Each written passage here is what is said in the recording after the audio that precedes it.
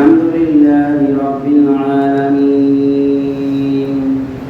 الرحمن الرحيم مالك يوم الدين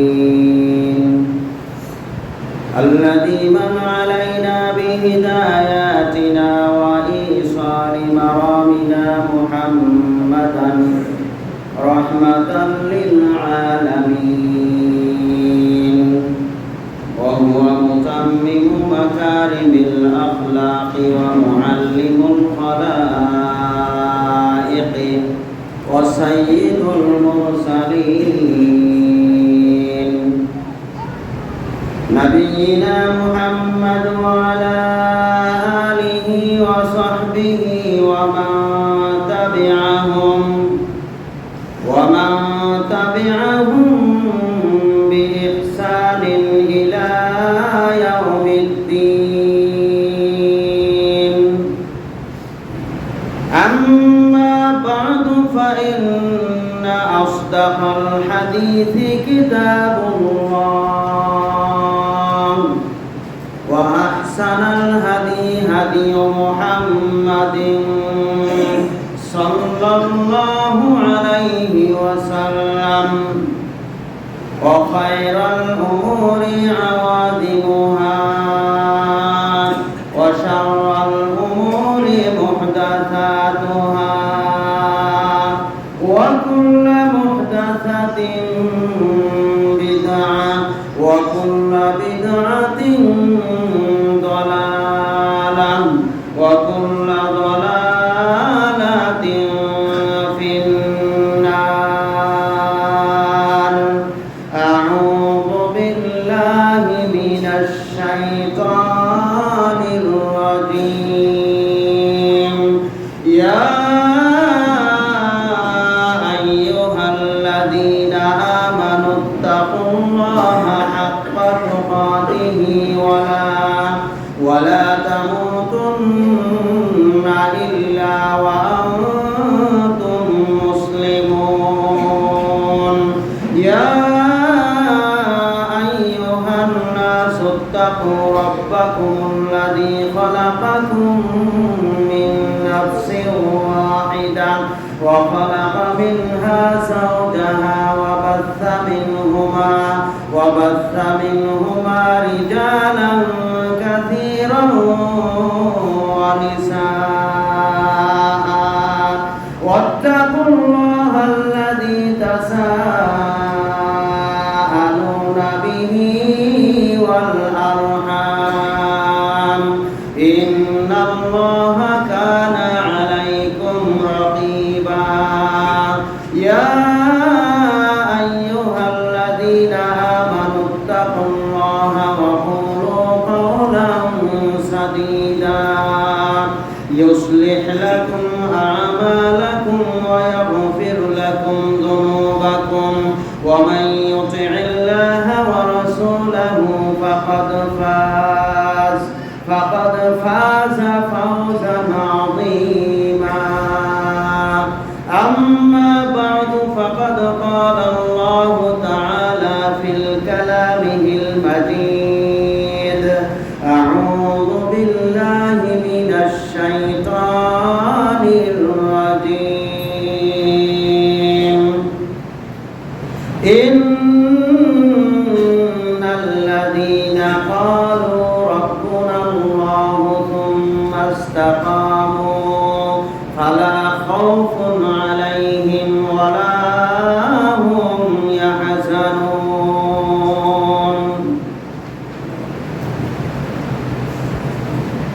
عن ابن عباس رضي الله تعالى عنه قال رسول الله صلى الله عليه وسلم نعمتان مغبون فيهما كثير من الناس رواه البخاري وعن ابي سعيد الخدري رضي الله تعالى عنه قال سمعت النبي صلى الله عليه وسلم يقول من صام يوما في سبيل الله بعد الله وجهه عن النار 70 خريفا رواه البخاري উপস্থিত সম্মানিত মুসল্লিয়ানে কেরাম, পর্দা সম্মানরত মা ও বোনেরা, প্রশংসা জ্ঞাপন করছি সেই মহান মনিবের দরবারে যার অশেষ মেহেরবানিতে মহিমান্বিত মাস মাহে রমাদান পেরিয়ে শাওয়ালের প্রথম জুমাতে জুমার সালাত আদায় করার জন্য দুনিয়াবী যাবতীয় প্রকার কাজকর্ম থেকে নিজেদেরকে মুক্ত রেখে একমাত্র সেই মহান রব্বুল আলামিনের ডাকে সাড়া দিয়ে তারই সন্তুষ্টি অর্জনের উদ্দেশ্যে যথাসময়ে মসজিদে উপস্থিত হতে পেরেছি।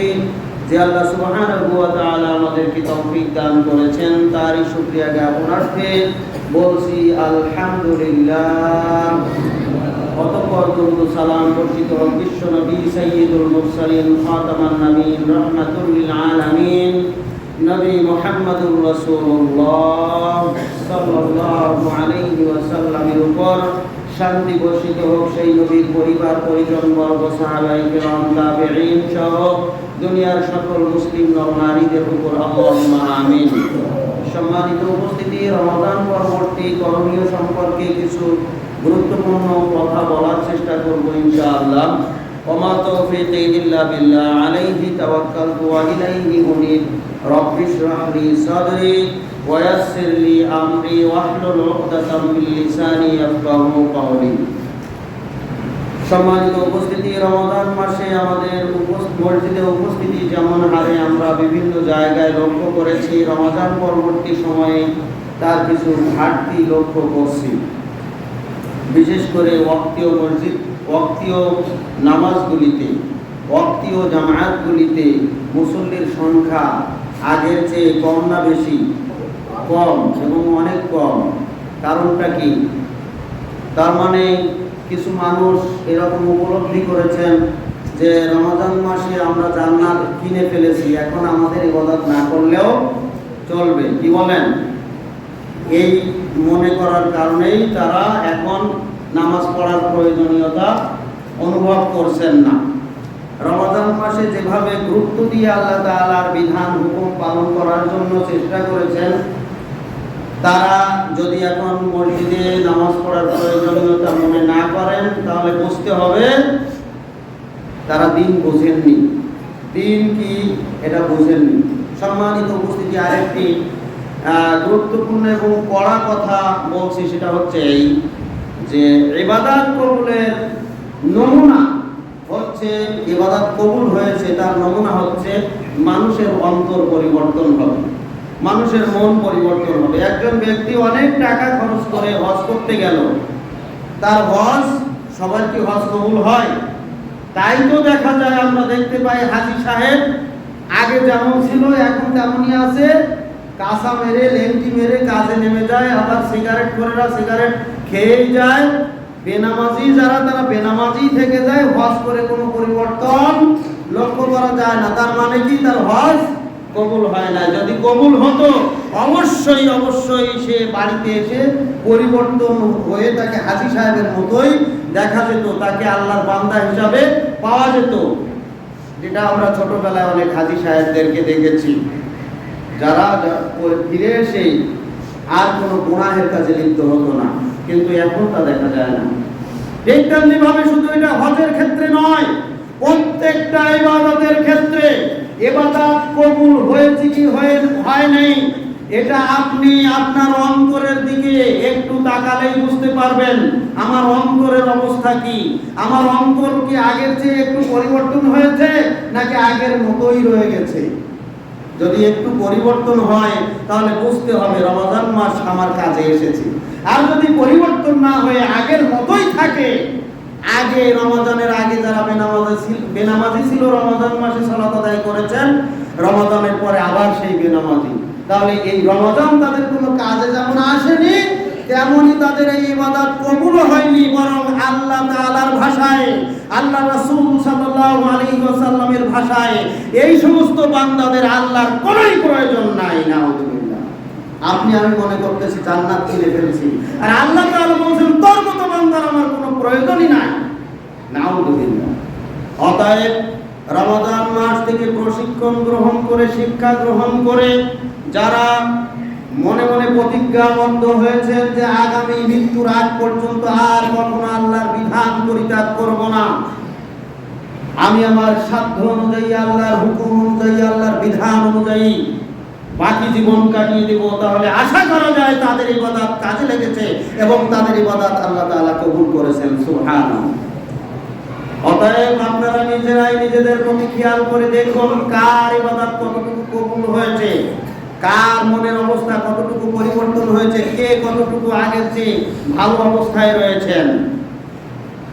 সম্মানিত উপস্থিতি, কামারকে একটা লোহার টুকরা দিয়ে বলছেন ঈদের কোরবানির 1 মাস আগে যে আমাকে একটা ভালো ধারালো ছুরি বানিয়ে দাও।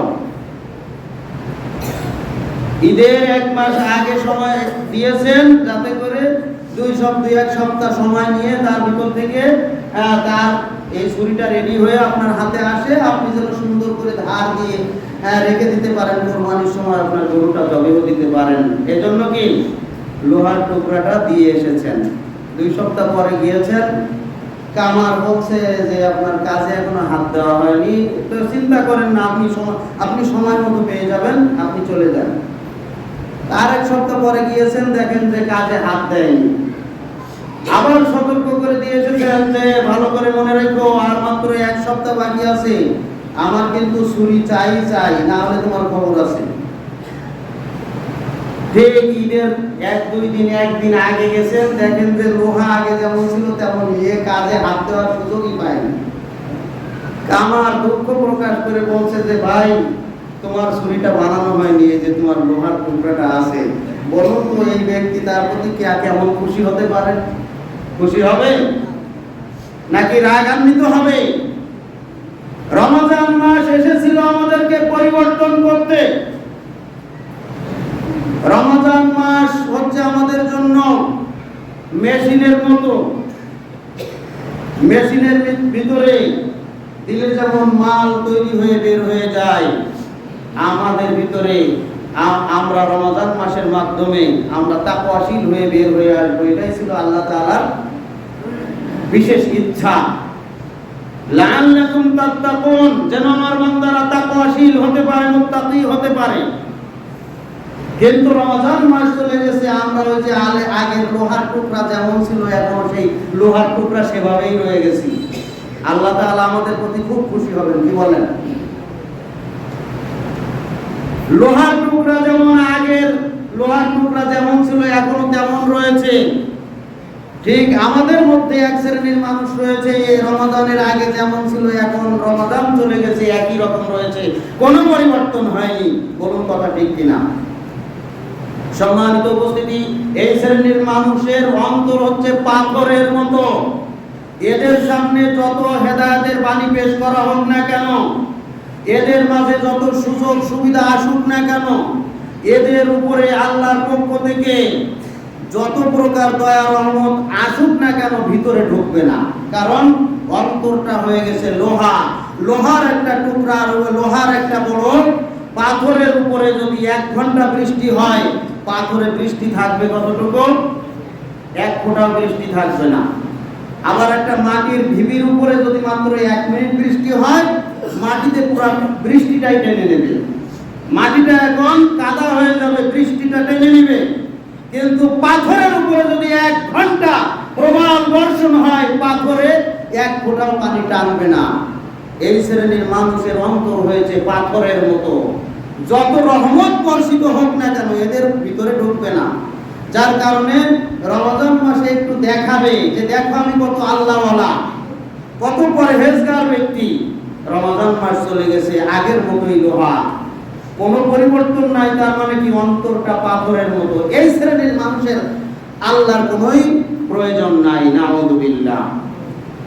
সম্মানিত উপস্থিতি, আমাদেরকে দেখতে হবে আমাদের অন্তর পরিবর্তন যদি না হয় তাহলে তওবা করে ফিরে আসতে হবে। তওবার দরজা মৃত্যুর আগ পর্যন্ত খোলা রয়েছে, তওবা করে ফিরে আসতে হবে এবং মনকে বলতে হবে যে রমজান মাসে যেহেতু তুই পরিবর্তন হতে পারিস নাই, এখন আমি তওবা করে ফিরে আসতেছি, এখন থেকে পরিবর্তন হব। যদি না হয় তাহলে পরকাল আমাদের জন্য অত্যন্ত ভয়াবহ পরিণতি অপেক্ষা করছে। আল্লাহ সুবহানাহু ওয়া তাআলা আমাদেরকে হেফাজত করুন, আমিন। সম্মানিত উপস্থিতি, শুধু রমাদান মাসে আল্লাহর হুকুম পালনের জন্য আল্লাহ তাআলা আমাদেরকে পাঠান নাই, বরং ওয়াবুদ রাব্বাকা হাত্তা ইয়াতিয়াকাল ইয়াকিন, তুমি তোমার প্রতিপালকের দাসত্ব করো, গোলামি করো, আল্লাহর হুকুম মেনে চলো, আল্লাহর নির্দেশ পালন করো। হাত্তা ইয়াতিয়াকাল ইয়াকিন, যতক্ষণ পর্যন্ত তোমার মৃত্যু না হয়, যতক্ষণ পর্যন্ত মৃত্যুর আগ পর্যন্ত তোমার জ্ঞান রয়েছে, বিবেক রয়েছে, বুদ্ধি রয়েছে, ততক্ষণ পর্যন্ত আল্লাহ তাআলার দাসত্ব গোলামি করো। সুবহানাল্লাহ। অতএব শুধু রমাদান মাসে নয়, বরং রমাদান মাসে আমাদের পূর্বের গুনাহ খাতা থেকে মাফ করার একটা মাধ্যম, রমাদান মাসে জাহান্নাম থেকে মুক্তির একটা মাধ্যম, রমাদান মাস জান্নাত হাসিলের একটা মাধ্যম। এই রমাদান মাসে এই সুযোগ পেয়েও যারা রমাদান মাসে এগুলি আমরা পাই নাই, তারাই হতভাগ্য এবং তারাই ধ্বংস হয়ে যাক। এটা রাসূল সাল্লাল্লাহু আলাইহি ওয়াসাল্লামের দোয়া এবং জিবরাইল আলাইহিস সালামের দোয়া। নাউযুবিল্লাহ। এজন্যই আল্লাহ তাআলা বলেন সূরা আলে ইমরানের 133 নম্বর আয়াত, ওয়াসারিউ ইলা মাগফিরাতিন মির রাব্বিকুম ওয়া জান্নাতিন আরদুহাস সামাওয়াতু ওয়াল আরদ উইদ্দাত লিল মুত্তাকিন, তোমরা তোমাদের রবের ক্ষমার দিকে দ্রুত ধাবিত হও, দৌড়ে চলে এসো। বসে থাকার কোনো সময় নাই, অপেক্ষা করার কোনো সময় নাই, এরকম মনে করার কোনো সুযোগ নাই যে নামাজ আরো কিছুদিন পরে ধরবো, পরে পড়বো, এখনো তো আমি বৃদ্ধ হয়নি, এখনো তো আমার চুল দাড়ি পাকেনি, আরো কিছুদিন অপেক্ষা করি তারপরে নামাজ কালাম করব। জি না, সারিউ, দ্রুত ধাবিত হও, দৌড়িয়ে এসো। আল্লাহ তাআলা অন্য জায়গায় বলছেন ফালইয়াতানাফাসিল মুতানাফিসুন, আল্লাহর বান্দা যারা হবে তাদেরকে প্রতিযোগী হতে হবে, প্রতিযোগী। এবং এই প্রতিযোগী, এদের উচিত হচ্ছে প্রতিযোগিতায় লিপ্ত হওয়া। কিসের প্রতিযোগিতা? আল্লাহর ক্ষমা পাওয়ার প্রতিযোগিতা, জাহান্নাম থেকে মুক্তি পাওয়ার প্রতিযোগিতা, জান্নাত হাসিলের প্রতিযোগিতা। এই প্রতিযোগিতায় লিপ্ত হওয়ার জন্য আল্লাহ তাআলা বলছেন সারিউ, তোমরা দ্রুত ধাবিত হও। আবার আল্লাহ তাআলা বলছেন প্রতিযোগীদের উচিত প্রতিযোগিতায় লিপ্ত হওয়া। আবার আল্লাহ তাআলা বলছেন ফাস্তাবিকুল খায়রাত, কল্যাণকর কাজ করার জন্য তোমরা প্রতিযোগিতায় লিপ্ত হও। সুবহানাল্লাহ। সুতরাং আল্লাহর নির্দেশ পালন করার জন্য বসে থাকার কোনো সুযোগ নাই, বিরত দেওয়ারও কোনো সুযোগ নাই, চলতেই থাকবে, করতেই হবে, সালাত আদায় করতেই হবে, আল্লাহ তাআলার নির্দেশ পালন করতেই হবে। সম্মানিত উপস্থিতি, প্রতিযোগিতা কাকে বলে? আসলে সময় তো সংক্ষেপ, বিস্তারিত বলা যাবে না, ওদিকে আর না যাই, একটু মূল কথার দিকে আসি। আল্লাহ বিশ্বনবী মুহাম্মদুর রাসূলুল্লাহ সাল্লাল্লাহু আলাইহি ওয়াসাল্লাম এক হাদিসে বলছেন, আয়েশা রাদিয়াল্লাহু তাআলা আনহা হাদিসটি বর্ণনা করেছেন, রাকাতুল ফজর খায়রুম মিনাদ দুনিয়া ওয়া মা ফিহা। রাসূল সাল্লাল্লাহু আলাইহি ওয়াসাল্লাম বলেছেন, ফজরের 2 রাকাত সুন্নত সালাত এর মূল্য হচ্ছে দুনিয়া এবং দুনিয়ার মাঝখানে যা কিছু রয়েছে, শুধু এই ভাদিয়ালি গ্রামে যা কিছু রয়েছে, যত সম্পত্তি রয়েছে, যত মূল্যবান হীরা জহরত মণিমাণিক্য রয়েছে, আর যত বিল্ডিং অট্টালিকা রয়েছে, এই ভাদিয়ালি গ্রামের কথা নয়, এই কলাউড়া থানার কথাও নয়, সাতক্ষীরা জেলার কথাও বলা হয় নাই, গোটা বাংলাদেশের কথাও বলা হয় নাই, বিশ্বের সমস্ত পৃথিবীর কথা বলা হয়েছে। গোটা পৃথিবীতে যা কিছু রয়েছে সব কিছুর যত মূল্য হয় তার চাইতেও বেশি মূল্যমানের পুরস্কার আল্লাহ তাআলা তার জন্য বরাদ্দ রেখেছেন। সুবহানাল্লাহ। কিসের বিনিময়ে? ফজরের 2 রাকাত সুন্নত সালাত, ফরজ না, কিন্তু ফরজ না, সুন্নত সালাত। এর দাম কত? সারা পৃথিবী বিক্রি করলে যত মূল্য হবে তার চাইতেও বেশি মূল্য মূল্যমানের পুরস্কার আল্লাহ তাআলা আপনার জন্য বরাদ্দ করে ফেলবেন মাত্র 2 রাকাত সুন্নত সালাতের বিনিময়ে। সুবহানাল্লাহ। আরেকটি হাদিস, আবু সাঈদ খুদরি রাদিয়াল্লাহু তাআলা আনহু বলেন, আমি রাসূল সাল্লাল্লাহু আলাইহি ওয়াসাল্লাম থেকে বলতে শুনেছি, মান সামা ইয়াওমান ফি সাবিলিল্লাহ, যে ব্যক্তি আল্লাহর রাস্তায় একদিন সিয়াম পালন করবে, বায়াদাল্লাহু ওয়াজহাহু আনিন নারি 70 খরিফান, আল্লাহ তাআলা তাকে জাহান্নাম থেকে 70 বছরের রাস্তা দূরে রাখবেন। সুবহানাল্লাহ। 70 বছর বোঝেন, সবচাইতে দ্রুতগামী যানবাহন 70 বছরে একটানা চললে যত দূর যায়। সুবহানাল্লাহ। ধরেন এখন একটা প্লেন যদি একদিন চলে, 24 ঘন্টা চলে, তাহলে এখান থেকে আমেরিকায় যাওয়া সম্ভব, পৃথিবীর এক প্রান্ত থেকে আরেক প্রান্তে যাওয়া সম্ভব 24 ঘন্টায়। তাহলে যদি 30 দিন যায় তাহলে কত? 30 24, 24টা পৃথিবীর সমান দূরে যাবে। সুবহানাল্লাহ। যদি ওই বিমানটা 12 মাস যায় তাহলে তার চাইতে আরো 12 গুণ বেশি হবে।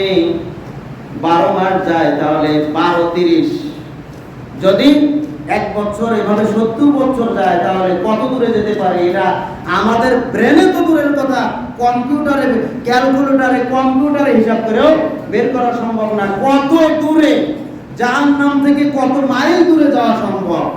আল্লাহর নবী বলছেন, যদি কেউ একদিন আল্লাহর জন্য, আল্লাহর সন্তুষ্টির জন্য সিয়াম পালন করে, তাহলে আল্লাহ তাআলা তার এই চেহারাকে, তার এই দেহকে জাহান্নাম থেকে এত দূরে রাখবেন। সুবহানাল্লাহ।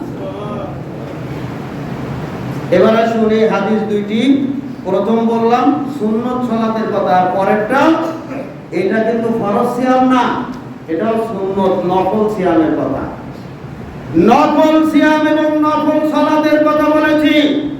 নফল 2 রাকাত সালাতের যদি এত মূল্য হয়, আর নফল একদিন সিয়ামের যদি এত মূল্য হয়, তাহলে ফরজের মূল্য কত বেশি?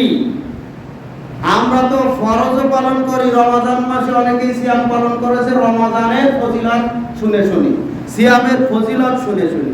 আসলে ফজিলত শুনে শুনে আল্লাহর নির্দেশ ফরজ ইবাদত পালন করা, এটা এজন্যই আল্লাহ তাআলা আমাদেরকে পাঠাননি। ফজিলতের বর্ণনা যত বর্ণনা আছে সব নফলের ক্ষেত্রে হবে। ফরজ হুকুম আপনাকে পালন করতে হবে, আল্লাহর নির্দেশ পালন করতে হবে, আল্লাহর বান্দা হিসাবে এটা আপনার কর্তব্য, অবশ্যই পালন করতে হবে। যদি পালন করেন আপনি আল্লাহর বান্দা, যদি পালন না করেন আপনি আল্লাহর বান্দা হতে পারেন নাই। কি খারাপ লাগতেছে কথা? সালাত, আল্লাহর নবী বলেছেন, ইন্না বাইনার রাজুলি ওয়া বাইনাশ শিরকি ওয়াল কুফরি তারকুস সালাত, নিশ্চয়ই আল্লাহর বান্দা এবং মুশরিক আর কাফেরের মধ্যে পার্থক্য হচ্ছে সালাত। যে ব্যক্তি সালাত আদায় করে সে আল্লাহর বান্দা, আর যে সালাত আদায় করে না সে মুশরিক এবং কাফের। নাউযুবিল্লাহ। এটা আল্লাহ তাআলা কোরআনের সূরা হুদের ভিতরে বলে দিচ্ছেন, মুনিবিনা ইলাইহি ওয়াত্তাকুহু ওয়া আকিমুস সালাতা ওয়া লা তাকুনু মিনাল মুশরিকিন। মুনিবিনা ইলাইহি, তোমরা আল্লাহর দিকে একনিষ্ঠভাবে ফিরে এসো। ওয়াত্তাকুহু, কেবলমাত্র সেই আল্লাহ তাআলাকে ভয় করো। ওয়া লা তাকুনু ওয়া আকিমুস সালাত, তোমরা সালাত কায়েম করো। ওয়ালা তাকুনু মিনাল মুশরিকিন, আর তোমরা মুশরিকদের অন্তর্ভুক্ত হয়ো না। একনিষ্ঠভাবে আল্লাহর দিকে ফিরে এসে আল্লাহকে ভয় করে যারা সালাত আদায় করেন তারা হচ্ছে আল্লাহর বান্দা, আর যারা সালাত কায়েম করে না তারা মুশরিক। এজন্য আল্লাহ তাআলা বলছেন, ওয়ালা তাকুনু মিনাল মুশরিকিন, তোমরা মুশরিকদের অন্তর্ভুক্ত হয়ো না। আকিমুস সালাত, সালাত কায়েম করো। সুবহানাল্লাহ। দেখুন সূরা রুমের 33 নম্বর আয়াত, আল্লাহ তাআলা কি বলেছেন? আল্লাহর নবী বলেছেন সে মুশরিক এবং কাফের, আর আল্লাহ তাআলা বলছেন সালাত যারা কায়েম করে তারা আল্লাহর বান্দা, যারা কায়েম করে না তারা মুশরিক। এজন্য তুমি মুশরিকদের অন্তর্ভুক্ত হয়ো না, তুমি আল্লাহর বান্দা হও, সালাত কায়েম করো। সুবহানাল্লাহ। আর আপনি সালাত আদায় না করে মনে করতেছেন জান্নাত খরিদ করে ফেলেছি, না, নাউযুবিল্লাহ। সম্মানিত উপস্থিতি, এই 2 রাকাত নফল সালাতের মূল্য যদি তামাম দুনিয়ার সবকিছুর চাইতে মূল্যবান হয়, একদিন নফল সিয়াম পালন করার মাধ্যম, একদিন নফল সিয়াম পালন করার বিনিময়ে আল্লাহ তাআলা যদি 70 বছরের রাস্তা জাহান্নাম থেকে তাকে দূরে রাখেন, তাহলে ফরজ ইবাদতের মূল্য কত বেশি। আসলে ফরজ ইবাদতের মূল্য কত এটা আল্লাহ তাআলা বলেননি কত মূল্য, তবে এতটুকু বলা হয়েছে কোরআন হাদিসের দৃষ্টিতে যারা ফরজ হুকুম পালন করে তারা আল্লাহর বান্দা, যারা ফরজ হুকুম পালন করে না ওরা আল্লাহর বান্দা হতে পারে না। অতএব কালেমা পড়ার পরে নিজেকে মুসলিম দাবি করার পরে যারা সালাত আদায় করে তারা আল্লাহর বান্দা, যারা সালাত আদায় করে না তারা এখন আল্লাহর বান্দা হওয়ার সুযোগ পায় নাই। কালেমা পড়ার পরে সালাত আদায়ের পরে যারা সিয়াম রমাদান মাস এসেছে সিয়াম পালন করেছে তারা আল্লাহর বান্দা, যারা সিয়াম পালন করে না ইচ্ছাকৃতভাবে ছেড়ে দিয়েছে তারা আল্লাহর বান্দা হতে পারে নাই। সম্মানিত উপস্থিতি, অতএব আপনি আল্লাহর বান্দা, আপনি মুসলিম, এটা ঠিক রাখার জন্য আল্লাহ তাআলার হুকুম পালন করতে হবে, ফরজ বিধান পালন করতে হবে। এটা ফজিলতের দিকে তাকিয়ে নয়, ফজিলত কত বেশি এটা আল্লাহ তাআলাই ভালো জানে। তবে আমরা এতটুকু বলতে পারি আল্লাহ তাআলার বান্দা যারা তাদেরকে আল্লাহ তাআলা ফজিলত দিবেন জান্নাত দেওয়ার মাধ্যমে। সুবহানাল্লাহ, ফজিলত আর কিছুই নয়, ফজিলত হচ্ছে জান্নাত। যারা আল্লাহর ফরজ হুকুমগুলি পালন করার মাধ্যমে আল্লাহর বান্দা হতে পারবে, আল্লাহ তাআলা ওয়াদা দিয়েছেন তাদেরকেই আল্লাহ তাআলা জান্নাত দান করবেন। এটাই হচ্ছে সবচেয়ে বড় ফজিলত। সুবহানাল্লাহ। এবার যত নফল ইবাদত রয়েছে সমস্ত নফল ইবাদতগুলি ফরজগুলি পালন করার ক্ষেত্রে যদি আপনার সামান্যতম কিছু ত্রুটি হয়ে থাকে তাহলে ওই ত্রুটিগুলি নফল দিয়ে পূরণ করা হবে। এরপরে যে নফলগুলি থাকবে সেগুলি আপনার জান্নাতের মর্যাদাকে বাড়িয়ে দেওয়া হবে। সুবহানাল্লাহ। অতএব যতক্ষণ পর্যন্ত একজন বান্দা ফরজ হুকুমগুলি পালন না করবে নফলের কোনো দাম তার নাই, নফল তার কোনো কাজে লাগবে না। একজন ব্যক্তি সে চাকরিতে এখনো জয়েন্টই করে নাই, চাকরিতে এখনো সে জয়েন্ট করে নাই, তার আগে সে বোনাসের চিন্তা করছে। যারা ফরজ হুকুম বাদ দিয়ে শুধু নফল নিয়ে বা নফল কিছু করেছেন এই নিয়ে খুব গর্ব করতেছেন, তাদের উদাহরণ হচ্ছে ওই ব্যক্তির মতো যে এখনো চাকরিতে এখনো জয়েন্টই করেনি অথচ নফলে ওই যে বোনাসের চিন্তা করে ঈদের সময় বোনাস কত পাবে। আরে তুই চাকরিতে আগে জয়েন কর, তারপরে তোর বেতন ধার্য করা হোক, তারপরে বেতন আসা শুরু হোক, তারপরে চিন্তা করবি বোনাসের কথা। এখন চাকরিতে জয়েন্টই করিস নাই, বোনাসের চিন্তা করিস। সম্মানিত উপস্থিতি, আল্লাহর বান্দা হিসাবে আগে নিজেকে তৈরি করতে হবে ফরজ হুকুম পালনের মাধ্যমে। বলছিলাম 2 রাকাত সুন্নাত 2 রাকাত নফল সালাতের যদি এত মূল্য হয়, একদিন নফল সিয়াম পালন করলে তার বিনিময় যদি এত বিশাল হয়, তাহলে ফরজ আদায়ের মূল্য কত? সম্মানিত উপস্থিতি, এবার শুনে রাখুন ফরজ এবং নফলের পার্থক্য কতটুকু। ফরজ এবং নফলের পার্থক্য কতটুকু?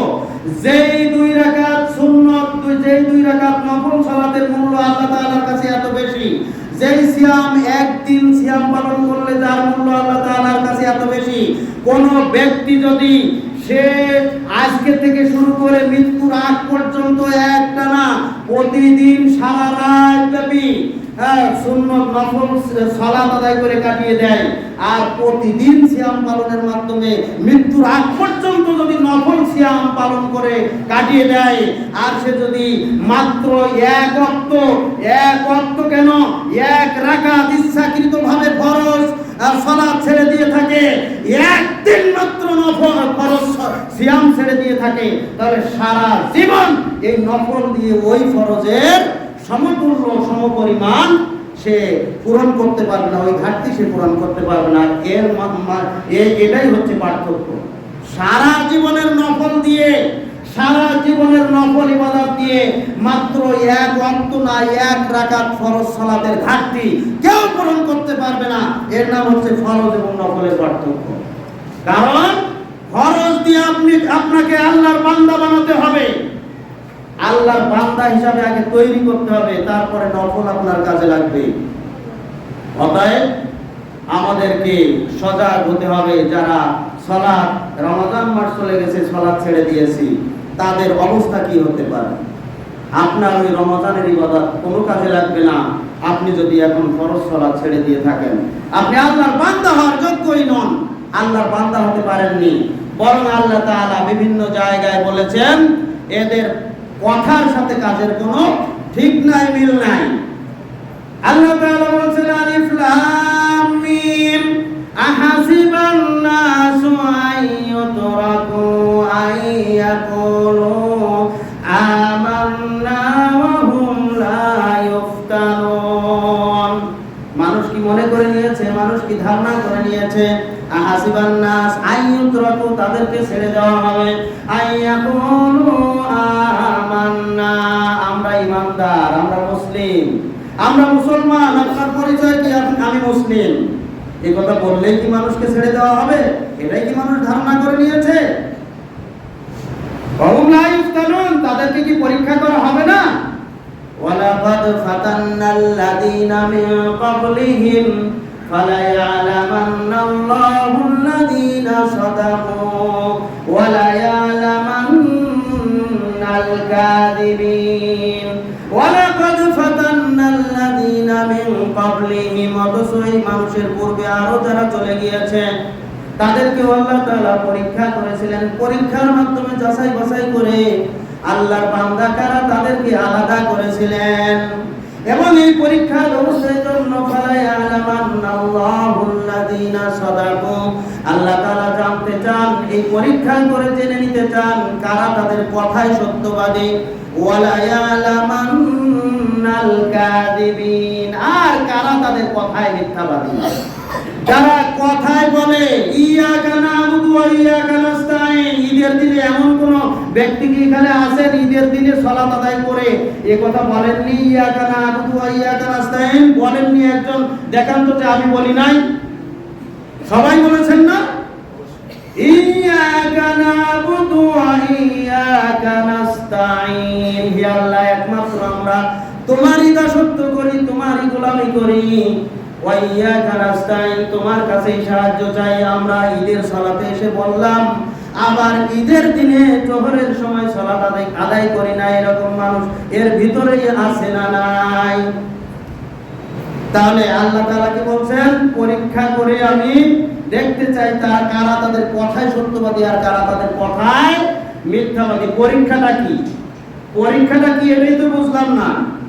পরীক্ষাটা কি? আল্লাহ তাআলা বলেন সূরা মুলকের 2 নম্বর আয়াত, আল্লাযী খালাকাল মাউতা ওয়াল হায়াতা লিয়াবলুয়াকুম আইয়ুকুম আহসানু আমালা।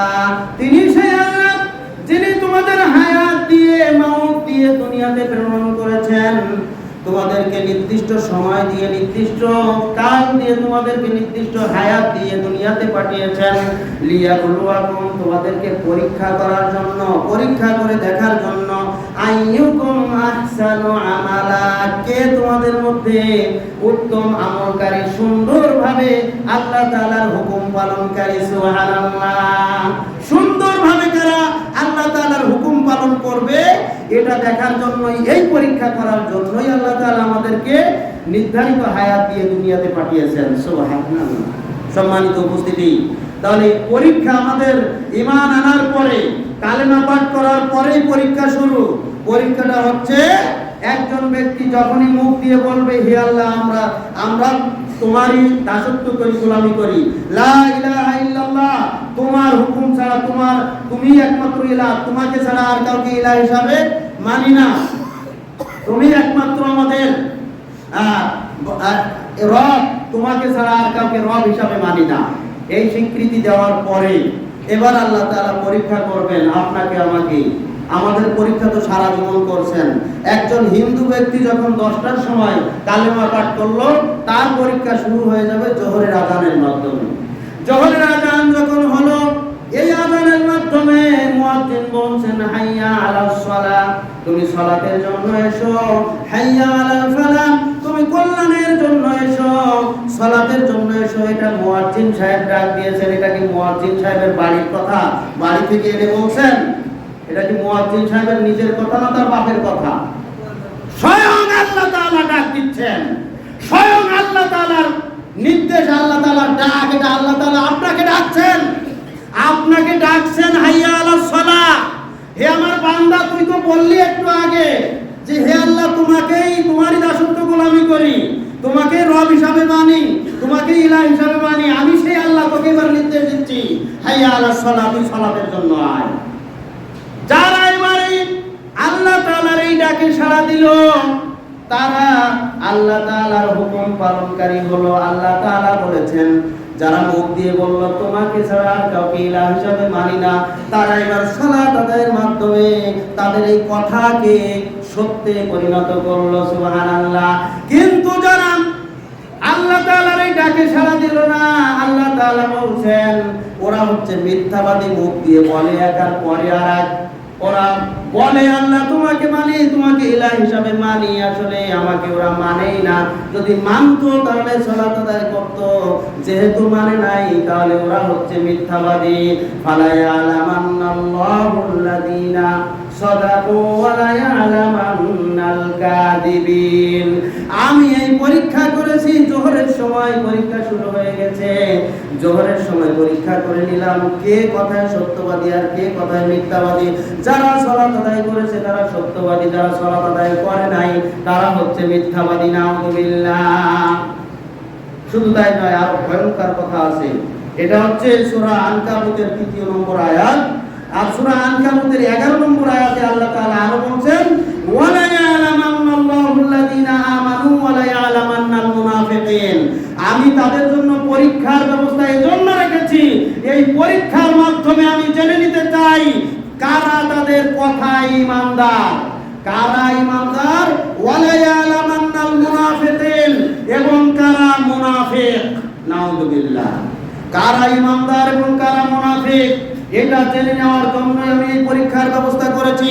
প্রত্যেক মুসলিমের প্রাথমিক পরীক্ষা, প্রথম পরীক্ষা হচ্ছে যখনই তাকে ডাক দেওয়া হয় সালাতের জন্য, তাকে সালাতে আসা। এটা সালাতের ডাক দেওয়া মানে পরীক্ষা শুরু হয়ে গেছে। আসলো মানে জবাব দিল। সুবহানাল্লাহ। পরীক্ষায় অংশগ্রহণ করলো। এবার পরীক্ষা যত সুন্দরভাবে দিবে ফলাফল তত সুন্দর হবে। পরীক্ষা যদি সুন্দর না হয় ফলাফল সুন্দর হবে না। কিন্তু আপনাদের কাছে এবার প্রশ্ন করতে চাই, কোন ব্যক্তি যদি পরীক্ষায় অংশগ্রহণ করে নাই, ফলাফল কি তার সুন্দর হওয়ার সম্ভাবনা আছে? আছে কি?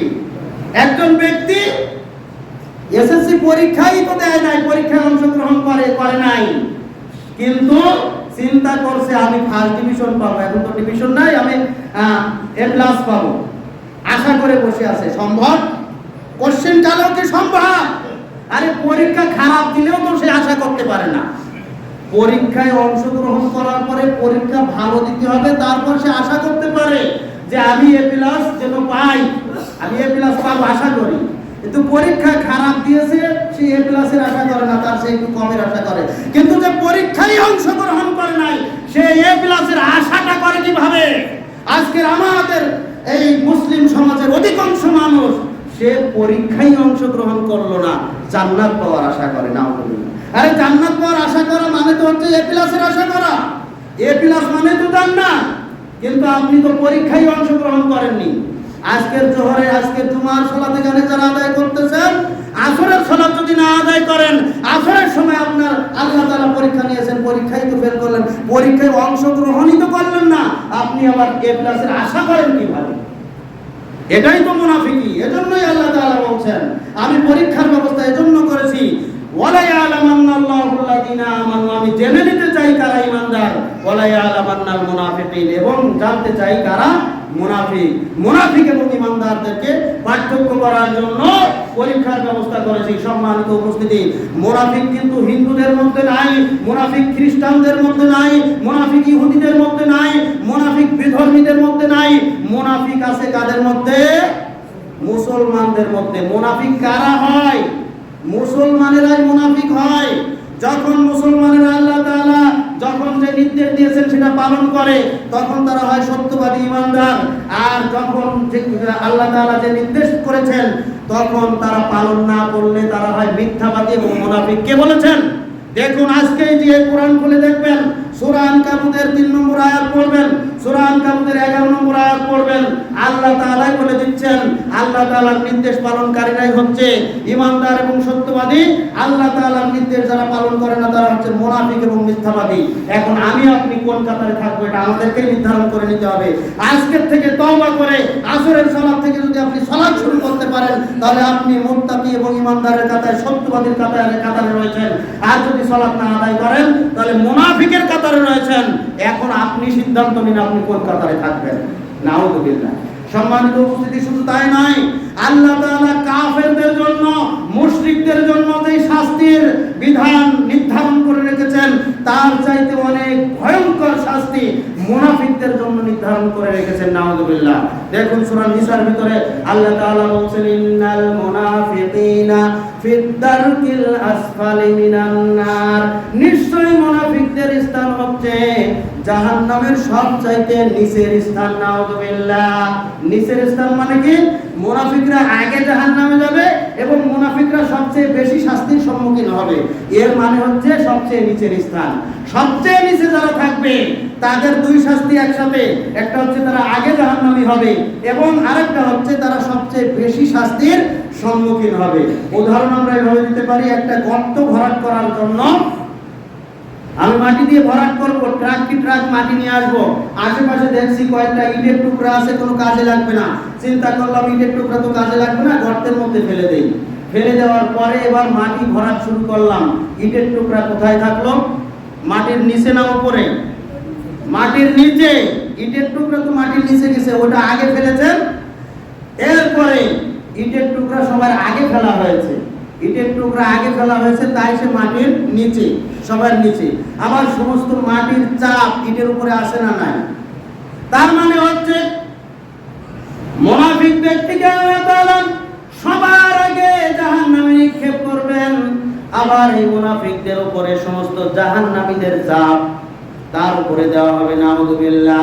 মুনাফিকদের যে শাস্তি আল্লাহ তাআলা নির্ধারণ করে রেখেছেন, কাফের বেঈমান মুশরিকদের জন্য এই শাস্তি নির্ধারিত নাই। আবু জেহেলের চাইতেও, আবু লাহাবের চাইতেও, সেই ফিরাউন নমরুদের চাইতেও একজন মুনাফিকের শাস্তি বেশি। নাউযুবিল্লাহ। অতএব আপনাকে আমাকে আজই তওবা করে ফিরে আসতে হবে। আমি আপনি মুনাফিক যদি হয়ে যাই তাহলে অবস্থা অত্যন্ত খারাপ। আর যদি ঈমানদার হতে চাই, আল্লাহর বান্দা হতে চাই, আপনাকে সালাত আদায় করতেই হবে। আপনাকে আল্লাহর নির্দেশ যখন যেটা করা হবে সেটা পালন করতে হবে। আল্লাহ তাআলা বলেন, ফাত্তাকুল্লাহ মাসতাতা'তুম, তোমরা তোমাদের সাধ্য অনুযায়ী আল্লাহ তাআলাকে ভয় করো। আমাদের সাধ্য রয়েছে সালাত আদায় করার, কিন্তু ইচ্ছাকৃতভাবে করলাম না, আমরা মুনাফিকের কাতারে চলে যাব। আল্লাহ তাআলা আমাদেরকে হেফাজত করুন। কথা অনেক ছিল কিন্তু সময় শেষ হয়ে গেছে, এই জন্য এখানেই শেষ করছি। আল্লাহ সুবহানাহু ওয়া তাআলা আমাদেরকে সত্যিকার দ্বীন বোঝার এবং মানার তৌফিক দান করুন। আল্লাহ তাআলা আমাদেরকে ঈমানদার হওয়ার তৌফিক দান করুন। মুনাফিক হওয়া থেকে আল্লাহ তাআলা আমাদেরকে হেফাজত করুন। আল্লাহ তাআলার নির্দেশকে আমাদেরকে মৃত্যুর আগ পর্যন্ত পালন করার তৌফিক দান করুন। 5 ওয়াক্ত সালাতকে যথাযথভাবে হেফাজত করার, আদায় করার তৌফিক আল্লাহ তাআলা আমাদেরকে দান করুন। ওয়া আখিরু দাওয়ানা আলহামদুলিল্লাহি রাব্বিল আলামিন। বারাকাল্লাহু লানা ওয়া লাকুম ফিল কুরআনিল আযীম।